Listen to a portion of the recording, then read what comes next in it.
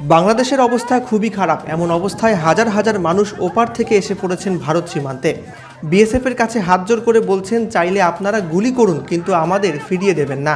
আমরা হিন্দু হয়েছে, এটা কি আমাদের অপরাধ? আমাদের বাড়িঘর কেন জ্বালা দিবে? আমাদের মন্দির কেন ভাঙবে? আমাদের মহিলা বউ বাচ্চাদেরকে ভারতের সরকারের কাছে আমরা আবেদন, আমাদেরকে একটু সুদৃষ্টিতে দেখুন। এই ছবি ধরা পড়ল জলপাইগুড়ির মানিকগঞ্জে।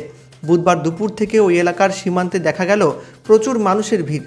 কাতারে কাতারে মানুষ অপেক্ষা করছেন, যদি তাদের প্রবেশ করতে দেওয়া হয় সেই আশায়। জানা গেল সীমান্তের ওই অংশে কাঁটাতার নেই।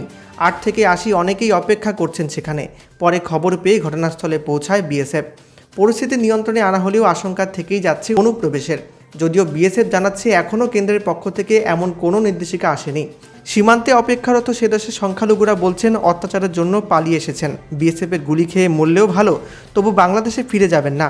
তাদের একটাই বক্তব্য, যে কোনো মূল্যে ভারতে প্রবেশ করতে দেওয়া হোক।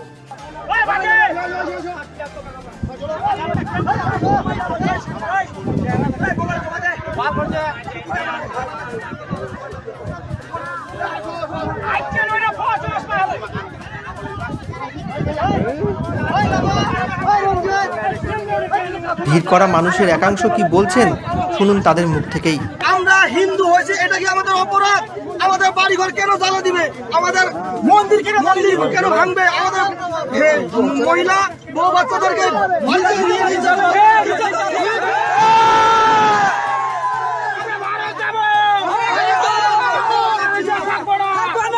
ভারতে যাব।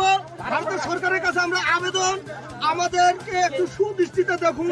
আমরা আর একদিকে থাকতে পারছি না, আপনারা আমাদের দয়া করে নিয়ে যান।